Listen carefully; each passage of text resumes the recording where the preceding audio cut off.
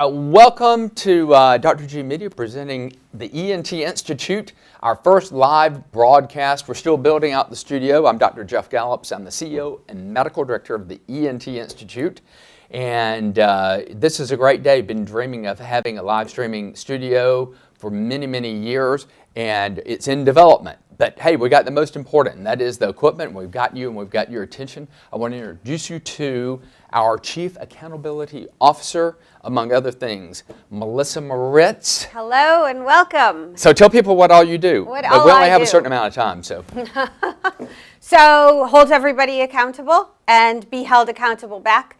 And then I run our marketing department, our marketing team. I lead it, but I am comprised of a whole team of people behind the scenes. You got a great team, no doubt. Videography, graphic design. We have part of the team here with us today. We have Corey and Matthew. Matthew's right. over in a little corner telling us what to do and doing graphics, and Corey's trying to make sure we stay in frame. Okay, cute. You guys got a thumbs up from Corey, so we're good. So all of these things that we're going to talk about today are really timely. You know, what is going on in healthcare today? So what we're going to do, we're going to kind of switch roles a little bit. And instead of me kind of hosting, I'm going to be somewhat the guest today because I'm the doctor. You know? So, well, that's fabulous. Okay, if I had a baton, I'd hand it to you. So okay. There you go. So, right. Well, and from my point of this, it's more of bringing the everyday questions, because I think of kind of obtuse questions. I'm certainly not They're a doctor. very obtuse. And I can ask them. You know, I've never seen her smile this much. No, okay, so that's another point. Okay, great. So I want to talk flu. Let's talk flu. Was it somebody said I'm going to die? Yes. Right? Someone messaged us last night and had Googled his symptoms and what he was going through and what he was feeling. We doctors love that. Go ahead. And he wrote in the email to us requesting an appointment, and I think I'm going to die if I don't see you tomorrow. Well, we like to be seen because that's why we're here. Maybe we call, get same day appointments. And it's very important now because the flu is somewhat of an epidemic, right? Epidemic. Okay, right? So what defines an epidemic? I just learned something new today. What'd you learn? That an epidemic is anything above 10%. 10% of the population having that? Yep. Or 10% of reportable, right? Well, you stumped me there. Well, that's irrelevant because right now about 40% of the United States is consumed in a 30% occurrence. That's right. That 19 out of 50 severe. states. Wow. High levels of flu. Epidemic. There you go. Levels. See, I did a little research. I read a little bit before. So Georgia, do you know what percentage Georgia's at right now? About 30%, right? 30%, says the CDC. Right, and which is located here in Atlanta, Georgia. So right. maybe they're sick as well. So the flu, we've heard about it all of our lives. We probably had some form of it. There have been several people to die recently. In fact, you know, 100,000 people will die of the flu or complicated symptoms from the flu. And so it is a big topic right now. 200,000 people are hospitalized each year because of the flu. 200,000. Why are they hospitalized? Well, because they may be children, people that are older, meaning their immune systems and their ability to cope with it are not as good as the average person. Okay, right? So let's dial it back to the very beginning of the flu questions. So Okay. on Sunday night, the Golden Globes, yes. they did this spoof joke thing about giving people flu shots. Oh yeah, and I saw that. Right? I thought, well, it's too late for the flu shot. No, it's still the right time for the flu shot. You could still get the flu shot. Yeah, absolutely, because you haven't been exposed to it. So let's talk a little bit about the flu. What is it? Well, it's a virus, and there are, thousands of renditions of the flu or combinations of different flu that you can be exposed to. So it's a virus. You can't take an antibiotic to treat it. There are no anti-flu medications. The only way to prevent it is by not coming in contact with it or having a vaccination. How about cleaning out your nose with nasal, like the saline spray? Well, that won't help, but there are certain agents that have been widely available, like hypochlorous solution, which is not highly it's not out there, but we actually dispense it. It's great. It's hypochlorous is developed by each of your cells, and it's what it uses to kill invading organisms such as a virus. So that can be sprayed in your nose, and it's great, and it's not that expensive, and we use it. In fact, I use it personally. So, but it is about being vaccinated, or maybe you've had the flu and you have cross, if you will, reactivity or cross protection. Right? Your body's been exposed to it. You have antibodies to kill that virus now. But that's what the flu vaccine is for, or what previous exposure will allow you. If you haven't had one of those two, then you need to avoid it. And that is, it doesn't need to get into your nose or your mouth. Don't go anywhere. Nope. Just, when you touch a handle, you need to sanitize with hypochlorous or something better. And that will kill the flu vaccine if it's been touched. Generally, it will, but it's just common sense. Like talking right now, if you were to sneeze and you had the flu, I could get it, right? And you may not feel bad right now. Even if I go and sneeze into my corner? You can't, because it's microscopic. It's aerosolized. Now that helps, but it really may be even worse because people think they're protected, and they're not really that protected. So it's about coming in contact with it, getting in the nose or the mouth. That's how it gets in, is mainly your nose or your mouth. So if I'm in a race and I'm running down the street and somebody spits on the side of the road and has the flu in it, well, what's again, going to happen to me? What's on the ground doesn't matter. It's what got into the air. And the air carries right? it? And well, when you sneeze, there are multiple particles. That's what you're inhaling. So if they spit and you get a little bit of aerosolization, that is, the liquid that has a virus in it that's suspended in the air, and you breathe that in, you're going to get the flu, or you'll be exposed to it. So, can you catch the flu from the flu vaccine? No, you cannot, because it's dead. So you should get vaccinated, and it's not too late to get vaccinated. You can. That's right. It's not too late. What are some of the symptoms? Everybody, Google, right? You go to Google. Like I said, a lot of our patients are like you just want to feel like you're going to die. That's probably, by the time you get to that point, you have the flu. Like if you just don't care that you're going to die, then you're probably there. Body aches, fever, sore throat. But it generally starts with something that you feel may be a cold, or if you've been exercising, you just have sore muscles, or you have a headache. You may think you have strep. So it's multiple things, and that's why you need to seek out a healthcare provider. And if you want to make sure, then let's test you for the flu. Great idea. Okay, so yes, at the ENT Institute, we test for the flu. Actually, we do, and a lot of primary care docs do. But again, that's what we do because it's ear, nose, and throat related, flu, or whether you have strep. But yes, testing is the only way to find out. How fast if I bring myself and my kids in, I think I have the flu. How fast? Oh, not long. It just takes 20 minutes to get the final results on our rapid test. And then what do I do? Is there a cure for it? There's not a cure, really. You just have to support. That is, hydration. I mean, drink if you can. If you don't have symptoms, gastrointestinal symptoms of being nauseated, then you drink and eat normally. It's kind of not true to starve a cold and feed the flu or something. But yeah, that's a myth. There's a Jewish penicillin thing too. No, there's not. Noodle soup. It's not, but it hydrates you. It does, and it's great, and it tastes great, and you need the nutrition and the hydration. Fever. Yeah, no. Don't do that. Don't do that. He's the doctor, and I'm the marketing director, and I can hold people accountable, but don't do that. Don't starve your fever. I think that's a good idea, though. Okay. I agree. So what else can we tell people about the flu? And if you have questions, anything ear, nose, throat related, flu related. Yes, it's a hot topic right now. You can email us. You can message us on Facebook. You can message us on Instagram. Yes. And we're going to make this a thing. So I'm happy to ask him your questions. Excellent. I could certainly ask my own questions. So, well, one that we hear a lot is, why do I feel like I get the flu after having the flu vaccine? Yeah. Well, the reason why, and I get the vaccine every year, healthcare providers should have it. I don't know what the issue is. I mean, it's safe to get it. The downside is it may not be as effective. Like this year's pretty effective. I don't know what the numbers are. Is that wood? That is. I need it because I got it too. And, the vaccine. But last year, in 2017, the flu really only covered about 10%. That's right. The vaccine only covered 10% of the virus is out there. I don't know that I had the vaccine, but This year, the vaccine is much better, and all they can do is predict the future. That's what they want. But when you get the vaccine, why would you have some symptoms? Because your body's immune system is being exposed to it. It's causing the reaction that we want. And from that, you can feel sluggish, feverish. So I recommend that you take some Tylenol or Advil at the time you get your flu vaccine. I mean, that's what I'd say. But you cannot get the flu from the vaccine, period, right? Well, what about people who say the flu is just a bad cold? Well, a cold is a virus as well, but the flu is much more than that. You may have the same symptoms as a cold to begin with, not always. Like I just described, you may have muscle aches, you may have a headache. Well, that's not from a cold. Most people would say, oh, but that's not a cold.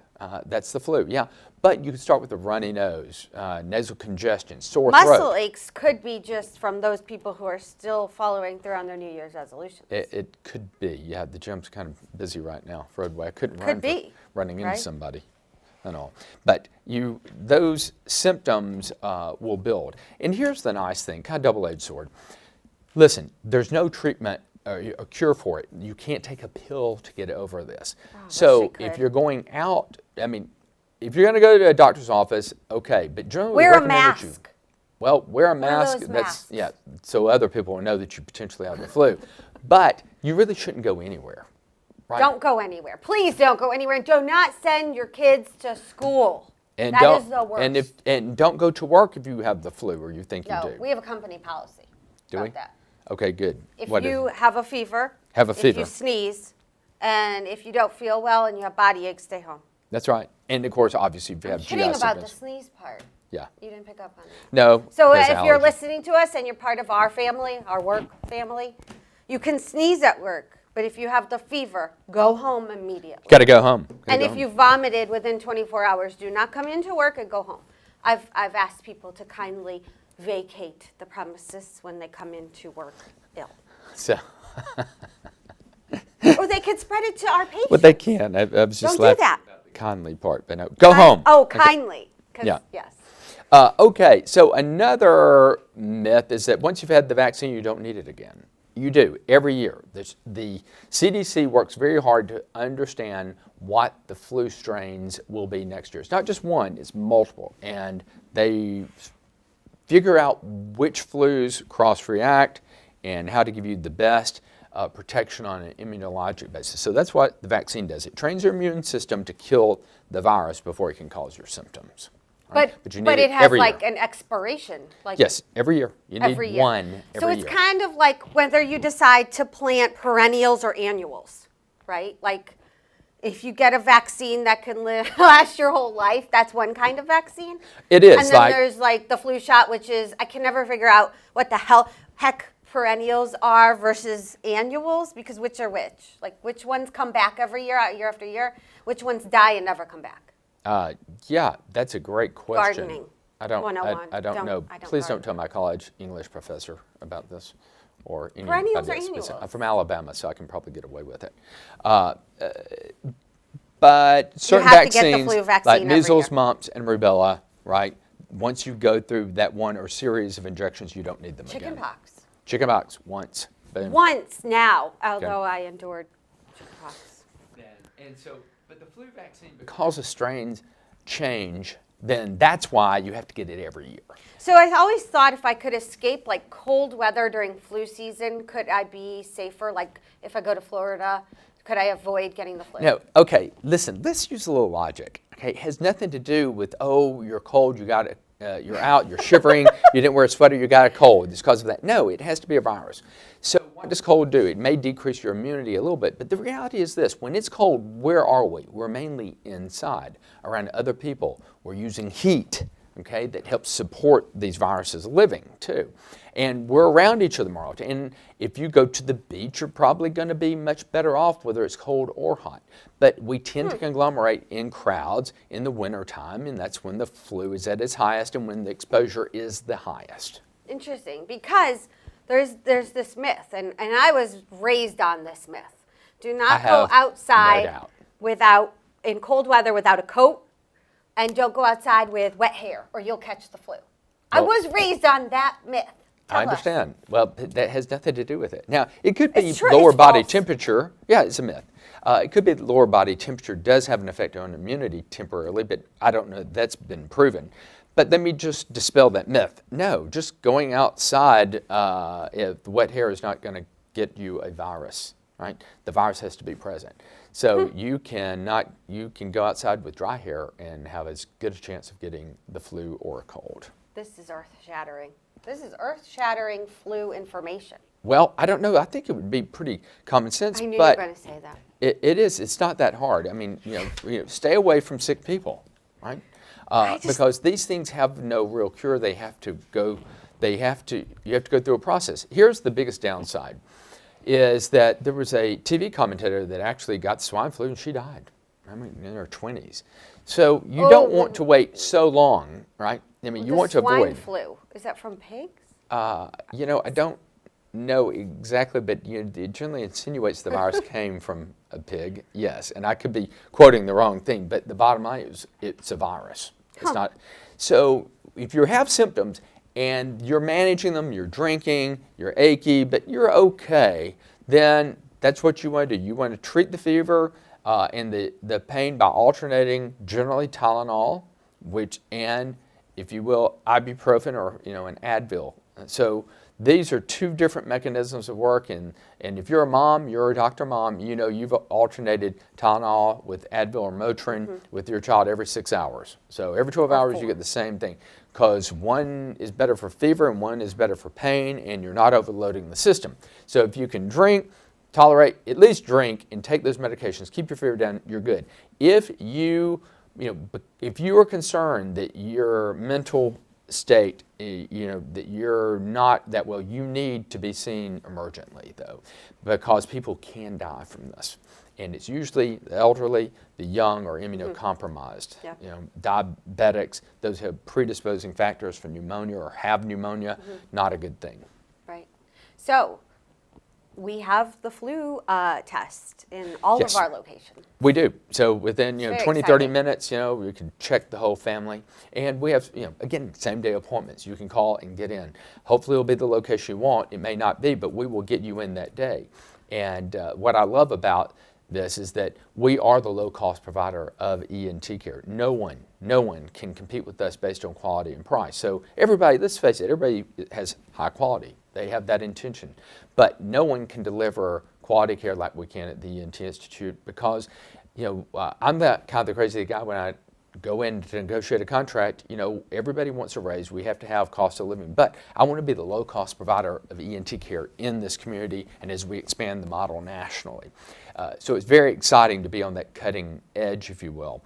And what makes all of this work is that we can deliver whole patient care from cradle to grave. Probably not a great way to put that, but children right. all the way through needing hearing aids, and we're going to be able to give you the best quality care. In fact, there's no other place you can go to get better quality care, say if you're dizzy. We have the physical therapist, we have the MDs that are the experts, the audiologists, we have all the testing abilities to diagnose what your dizziness. No one can do what we do at the ENT Institute for fall risk or dizzy patients. And we can find out if it's the ear. We can tell you what's going on, and we can do it in a cost-effective manner. Reflux, we're experts at that too. I mean, lots of great topics to talk about. Lots of great topics, as we continue.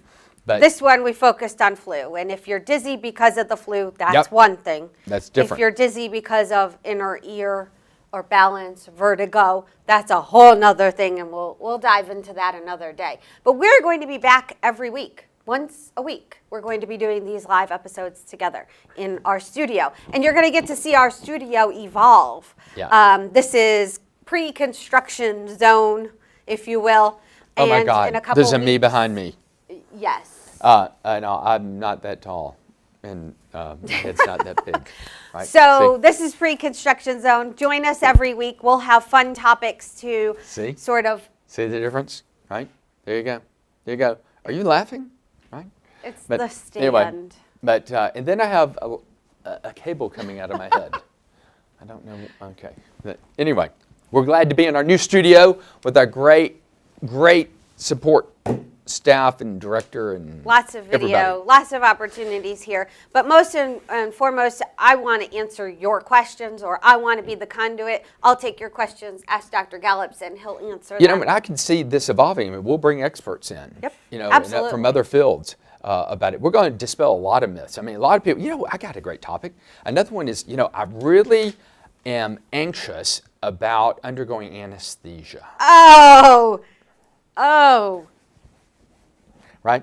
So Okay, we're all actually going right. to bring in an anesthesiologist, not any, Dr. Stan Plavin in the future, and he's going to talk about anesthesia and about those risks, so you don't have to be worried about it. I won't be here Okay. for that one.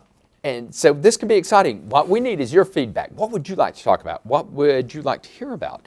This Yes. is your time. Listen, cost you nothing. Send them in. It's free medical advice. Right? Free medical advice. And we want to change the way healthcare is delivered, dispel Yes. the myths of all types, whether it's about the flu and flu vaccine or whether it's about what it costs. You know, you are a consumer of healthcare. We and all because- are. We all are. all consumers of healthcare. Now, whether you go for the Western healthcare or the Eastern healthcare, it's Is all that healthcare, East right? Coast, West Coast? I No. don't get it. But anyway, it's about alternative healthcare choices, and we could talk about that. You know, we've got a good friend, I do, Dr. Taz, who is does both, if you will. I Yeah. mean, Western medicine, That's Eastern exciting. medicine. And maybe we'll get her on the show too, because we can talk about what alternatives are. Because we do some, if you will, Eastern healthcare. Allergy therapy do. is Physical therapy. and physical therapy, right? And what we offer in that. So, God, great We're topics. on a tangent now because we are so passionate about what we do. I love the marketing. I love bringing you what we're doing through our marketing avenues. And Dr. Gallups loves healthcare. So we've combined the two, and we're here. So, you know what I think a great marketing thing for us is that one-stop shop. Whether you know you have reflux or you have a hearing problem or a nose problem or a throat problem or a reflux problem, sleep problem, speech problem, Tongue-tied. Thank you. Whether you snore. We can take care of all that. You don't need to go to a pulmonologist for a sleep study. You don't have to go to the allergist. We're board certified at that as CT, well. same day. We have same-day CT scans, same-day visits. We do allergy work as well. So one-stop shop, one copay, one visit. One copay. We can take care No of. parking garage fees. Right. That's kind of a pet peeve of mine. Right? Totally. I don't like that. Don't like that. Don't like for you to have Or to pay the for it. valets where you have to pay to valet and you're in an emergency. Yeah, I don't But- get why do Well, all again, why- another tangent. But another day. why do you go to a doctor that requires you to pay for parking? I just don't get it. Why do y'all do that? Right? I mean, come That's on. an exposing healthcare thing. Yeah, it probably is. So Yeah. anyway, so So- tune in also to Exposing Healthcare with Dr. Jeff Gallups as we talk about the truth in how healthcare is delivered. All right. So you got the gist. It's all about flus. There are a lot of myths out there. Come to see us for a flu test. If you're positive, we'll help you. If you're Test. negative, that's even better news. Stay home. Any last thoughts on flu, and then we'll see you next week. I don't know. They just kind of flew through my mind. Ba-dum-bum. Okay. See you later. Great. Is this it? That's it? Okay. I'm going to die. No other questions. Thanks for joining us. Bye.